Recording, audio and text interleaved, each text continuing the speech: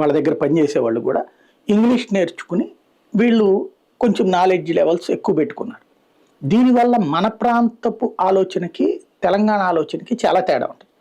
తెలంగాణ ఆలోచనలో ప్రభుత్వ ఉద్యోగాల గురించి ఎక్కువ పోరాటం ఉంటుంది. మీరు అబ్జర్వ్ చేస్తే ఆంధ్ర ప్రాంతం నుంచి ఇప్పుడు మనం ఇక్కడ ప్రభుత్వ ఉద్యోగాల కోసం అడుగుతారు, కానీ అక్కడంత ప్రెషర్ ఇక్కడ ఉండదు. ప్రభుత్వ ఉద్యోగాలే మాకు దిక్కు అని చెప్పేసి అక్కడ ఉన్నంతగా ఇక్కడ ఉండదు.